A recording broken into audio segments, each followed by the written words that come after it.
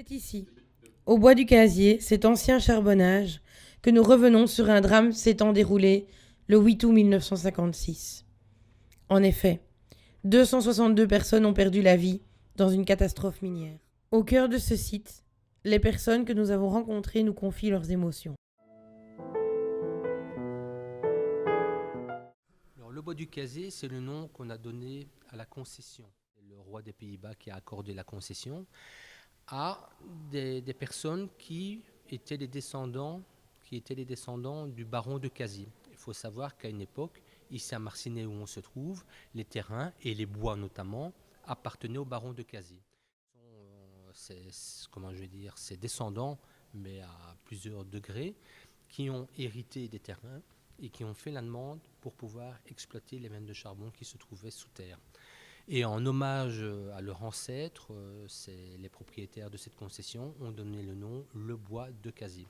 Alors le bois, ça se comprend aisément parce que les terrains étaient couverts par des bois, et les bois de Casier, donc les bois du baron de Casier. Donc voilà d'où vient le nom, le bois du Casier.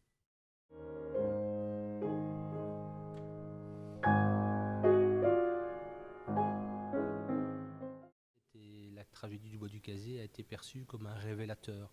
Donc avec cette catastrophe, on a pris conscience de l'importance de la main-d'œuvre étrangère dans l'industrie charbonnière belge. On s'est rendu compte qu'il y avait, un monde parallèle qui existait, qui était venu pour travailler dans les mines, pour faire un travail que beaucoup de Belges ne voulaient plus faire. Et on a pour habitude de dire que cette catastrophe, quelque part, a facilité l'intégration des étrangers. Donc à l'époque, ça a été un révélateur, cette catastrophe. Et aujourd'hui, parce qu'il ne faut pas oublier que depuis 1956, sans interruption, tous les ans, à la date du 8 août, il y a eu des commémorations. Donc on n'a jamais oublié cette catastrophe. Donc aujourd'hui, ça fait partie de notre histoire, ça fait partie de la mémoire collective. Et il faut tirer les leçons du passé. D'ailleurs, le slogan du bois du Casier, c'est le passé présent pour le futur. C'est-à-dire que le passé est toujours présent et il faut s'inspirer du passé pour ne pas répéter certaines erreurs. Et ça, c'est la richesse de la langue française aussi, le passé présent pour le futur, présent dans le sens de cadeau. Donc le passé, c'est un cadeau qui nous permet de réfléchir au futur. Donc le bois du Casier, ça fait vraiment partie de notre histoire, toujours au quotidien et pour le futur. Il y a beaucoup plus en plus des écoliers de toute la Belgique qui viennent ici et même de la France. Alors le sentiment, c'est qu'ils ont pris quelque chose de la vie sociale des mineurs qui est très important de connaître.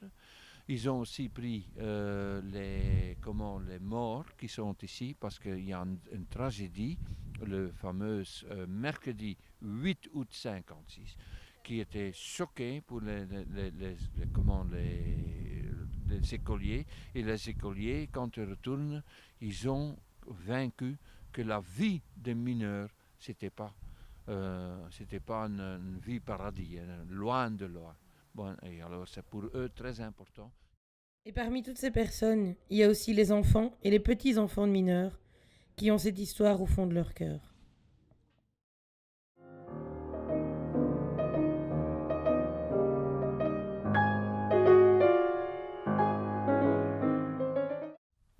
Je suis une petite fille de mineur et donc ça m'a beaucoup touchée. Maman est italienne, papa est belge et donc on a toujours vécu un peu dans l'émotion quand il y a le 50e anniversaire. Et ici on a de la famille qui vient d'Italie, de Toscane, et on a décidé dans leur parcours de visite de Belgique, comme on habite tout près, de leur faire visiter le bois du Casier. Je la vis en première personne parce que mon père a travaillé dans la minière dans celle-ci. Il s'est sauvé parce que ce matin-là, il ne travaillait pas. Et ça a toujours fait partie de notre vie. On a vécu avec ça. Disons que mon père, pour lui, il est resté tellement, je ne sais pas comment ça se dit, choqué avec la vie qu'il a fait dans la minière, que c'était un argument qu'il n'aimait pas beaucoup de parler. Il en est mort à 56 ans et malheureusement.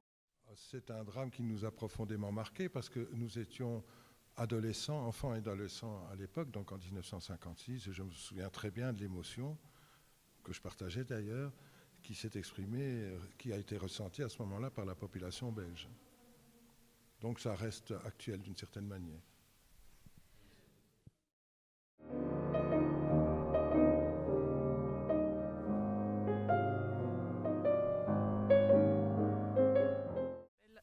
en fait, nous, on l'a déjà faite l'année dernière avec des gens d'Italie, mais on l'a fait que de l'extérieur, on n'a pas encore vu l'intérieur. Et donc, d'après les photos que j'ai vues, c'est vrai que c'est émouvant de voir un peu où ils pendaient leurs vêtements de travail, et puis tout ce qu'ils ont dû endurer, et qu'ils ne le disaient pas nécessairement à la famille. C'est vrai qu'ils rentraient un peu noirs dessus, et qu'ils espéraient un avenir meilleur pour leurs enfants. Mais mon grand-père a toujours dit qu'il était venu ici pour assurer un bon avenir aux enfants, mais qu'en tout cas, il ne voulait pas que ses enfants fassent le même travail que lui. Mais il ne s'est jamais plaint en général. Chaque fois que je viens, ça me fait pleurer. Ils ont déjà souffert pendant leur vie et nous autres, on ne lui donnait pas encore ce qu'il méritait. Ce sont des personnes qui ont vécu une mauvaise vie. Ils nous ont donné leur vie pour nous porter au maximum. Et de ça, il faut les remercier. Alors, ce que je sens, je suis malheureuse pour eux, mais je les remercie de ce qu'ils nous ont laissé dans l'histoire, dans la famille et dans aussi l'argent, le système économique qu'ils nous ont porté.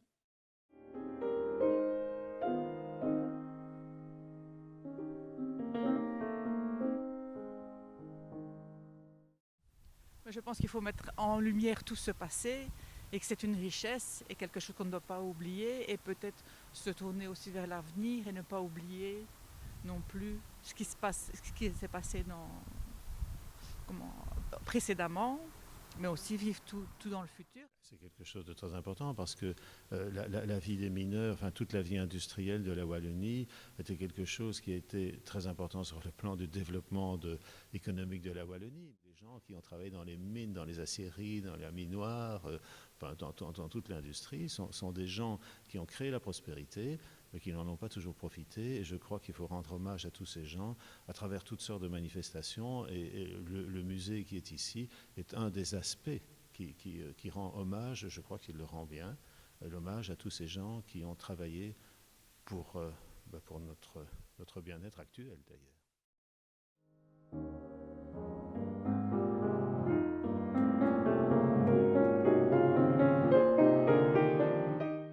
Je pense que pour les enfants, maintenant j'ai porté aussi mon fils et mon neveu parce que je veux qu'ils apprennent comment nos parents, comment les générations ont vécu et ont souffert aussi avec la façon de vivre, pas seulement quand ils travaillaient en le moment, mais aussi pendant tout le restant de leur vie.